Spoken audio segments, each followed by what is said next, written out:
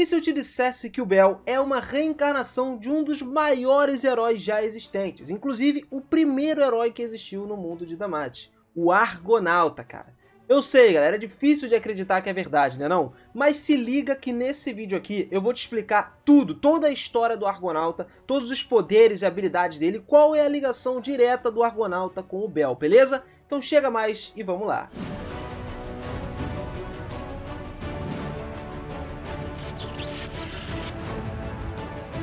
A comunidade tá crescendo, né? Cada vez mais tem muito mais otakus entrando pra essa família maravilhosa que é aqui, cara. E eu sei que você deve estar doido pra trocar uma ideia top com muita gente aí sobre vários animes, novels, mangás, histórias diferentes muito legais, né? Pois é, cara, o Natal chegou mais cedo, você vai ter essa oportunidade lá no nosso Discord aqui do canal, cara. Lá ele te dá todas essas possibilidades de você entrar, trocar uma ideia com uma galera que manja pra caramba dos animes, entende muito, fala de teorias e tudo mais, e também pode aproveitar uns minigames ali pra se divertir pra caramba jogando junto com a galera que você se amarra em trocar uma ideia. Pô, que coisa boa, né, cara? Não tem como, você tá perdendo tempo, cara. Entra no Discord, o link tá aqui embaixo na descrição e vem fazer parte disso tudo com a gente. Tamo junto, galera. Valeu!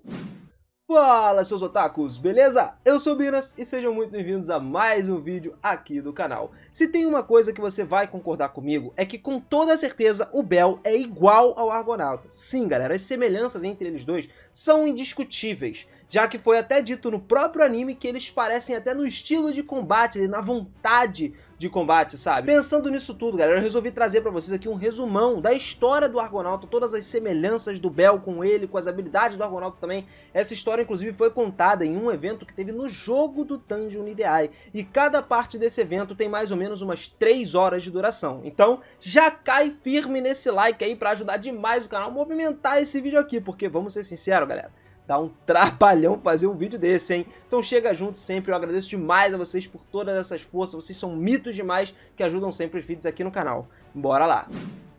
O primeiro herói já existente nasceu numa época mais pesada, onde monstros viviam fora das dungeons e aterrorizavam vilas, cidades, tudo o que pudesse imaginar. O Argonauta nasceu na cidade de Elcos, que provavelmente com membros da família real. Só que um belo dia a cidade foi atacada por monstros. E embora ele não pudesse salvar ninguém naquele momento, ele conseguiu ainda assim salvar Fena, a sua irmã.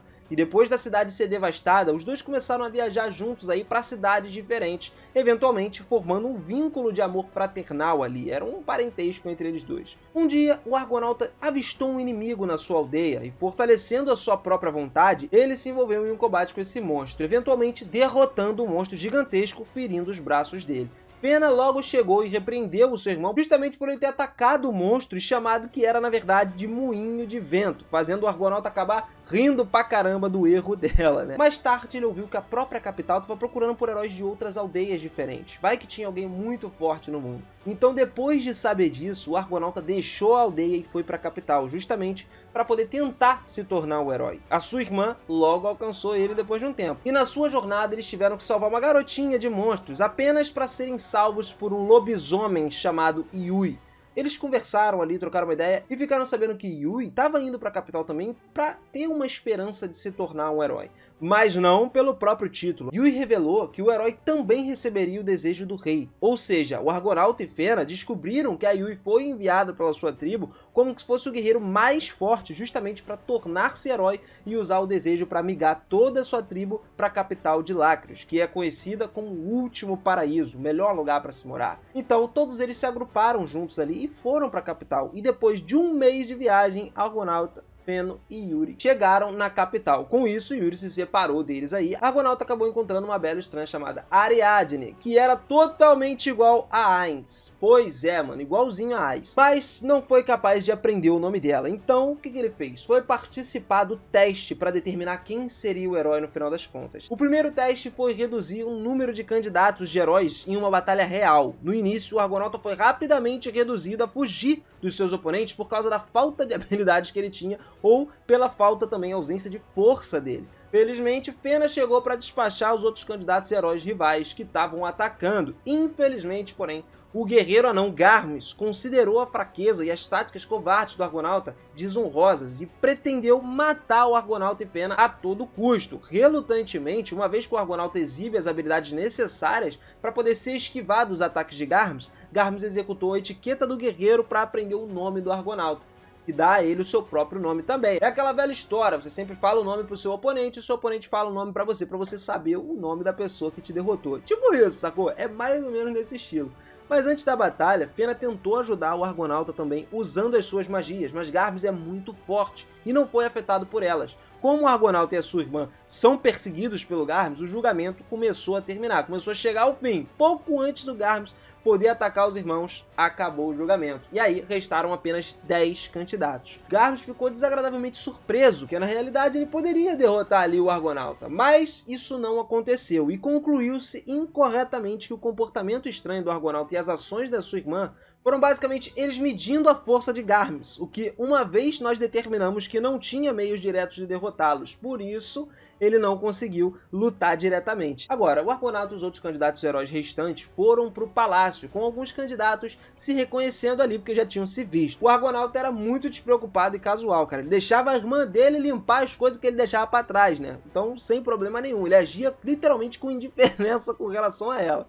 Irmão bom esse, né, cara? Mas enfim, ele tinha o hábito de fingir que era um herói e lutar contra os monstros imaginários que existiam. Como fingir que um moinho de vento era simplesmente gigantesco, sacou? Ele gostava, tinha uma imaginação fértil. E devido ao seu comportamento, muitas vezes era chamado de palhaço. A galera ria dele pra caramba. Além disso, ele também era um cara que tentava se exibir frequentemente na frente das mulheres bonitas, mas falhava devido à falta de habilidade dele também.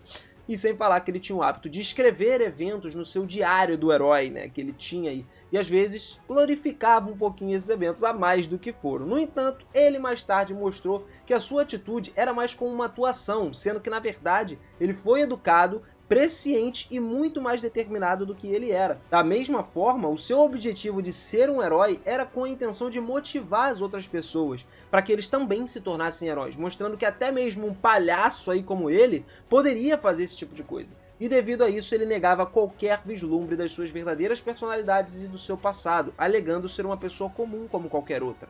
Ele se preocupava com o futuro do mundo e acreditava que por meio do sindicato as pessoas eram capazes de fazer tudo o que elas quisessem.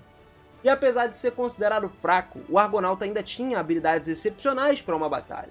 Como por exemplo a velocidade dele. Apesar da sua falta de habilidades e poderes, o Argonauta possuía uma grande velocidade, sendo rápido em evadir e escapar de certas lutas, combates, conseguindo esquivar do ataque do Garmes, por exemplo. Aquele anão que a gente acabou de falar, que tinha uma força e resistência absurdas, sendo capaz de eliminar também um grande número de inimigos e matar vários monstros sozinho ao mesmo tempo. Então o Argonauta tinha habilidades que iam ajudar ele a sobreviver cada vez mais nesse mundo. Ele tinha astúcia, também era hábil na arte do engano e da persuasão, conseguindo dissuadir os outros com a sua atuação e criação de distrações simples, que eram completamente eficazes, além dele ser capaz também de empregar itens limitados e criar histórias convincentes também, tendo conseguido fazer com que totalidades de Lácrios acreditassem em várias coisas que ele falou. Sem falar que o Argonauta foi contratado pelo espírito de Júpiter, que é um espírito diretamente de Zeus, mano. E os seus equipamentos também não eram de se jogar fora. Ele tinha a Espada do Trovão e era a forma da arma de Júpiter que ele possuía. Em troca de se tornar uma arma, Júpiter perdeu todo o sentido de si mesmo. Portanto, era apenas uma espada fortíssima. E usando essa espada, ele foi capaz de derrotar vários monstros sozinhos. Além de usar o poder do relâmpago da espada também, que poderia aumentar muito mais o seu poder, conseguindo lutar no mesmo nível do Minotauro Minos. No entanto, isso reduziu a expectativa de vida dele e acabou danificando gravemente o seu corpo, o que acabou deixando ele cego. E mesmo cego, ele lutou bravamente numa batalha. E também recebeu a sua espada mágica de fogo. Essa espada era uma espada mágica que o Argonauta recebeu do Croso antes da sua batalha contra o Minotauro. E assim como a outra espada, ela também pode derrotar vários monstros com um único só ataque. E o Argonauta acreditava que ela era ainda mais poderosa do que a sua espada do Trovão, né, que é feita do Júpiter. Croso também chamou essa espada de Minotan, justamente porque ela foi criada para matar o Minotauro. No entanto, o Argonauta preferiu mudar esse nome e chamar ela de Espada Mágica de Fogo, pela grande quantidade de energia de fogo que ele possuía. Mas agora que nós já vimos tudo sobre o Argonauta, dá pra gente concluir que o Bel seja uma reencarnação dele? Galera, tá fortemente implícito pra gente que ele é uma reencarnação, uma vez que todos os outros personagens argonautas também reencarnaram na história atual, como por exemplo o caso da Ariadne como Ainz, ou então o Croso sendo o Elf, entre outros personagens também que já vieram para esse mundo. Tudo ficou bem melhor explicado lá no jogo de Dungeon in the Eye, através do evento, que conta praticamente tudo sobre o Argonauta. Mas se liga, é tão forte e aparente essa reencarnação pra gente que existem até relatos de habilidades do Bel herdadas direto do Argonauta, que no caso é o próprio nome da habilidade, Argonauta, né? A habilidade do Argonauta é uma habilidade poderosíssima que o Bel tinha quando ele estava no nível 2. Ele matou o Golias Negro, então a gente pode lembrar que o Golias Negro era um monstro de nível 5 e ele tinha habilidade de cura. Então nesse caso, quando o Bel matou o Golias com um ataque que era o Argonauta com a carga total, esse ataque foi forte o suficiente para ser considerado um ataque como um level 6 ou até superior, cara. E quando ele usa pouca carga no raio de fogo, o raio do fogo fica ainda mais forte, que parece basicamente um relâmpago. Ele então poderia usar o Argonauta para carregar em seu soco para poder fazer a sua força ficar ainda maior, sacou? É uma habilidade bem roubada que ele possui. E a nova técnica que ele tá trabalhando é o Arco Vesta, usando parafuso de fogo em uma faca de Hestia que ele tem. E carrega o Argonauta na faca e faz com que a faca se torne uma lâmina curta e uma espada mágica muito forte e poderosa com a junção dessas duas técnicas. Toda vez que o Bel fica mais forte também, a sua habilidade do Argonauta fica mais forte e evolui junto com ele. Mas aí entra o caso, como o Bel conseguiu essa habilidade exatamente? Não foi só pela derrota, né? Sabemos que ele conseguiu a habilidade após a derrota do Minotauro nível 1, mas não é só isso. Tem uma teoria interessante que explica mais ou menos como isso aconteceu.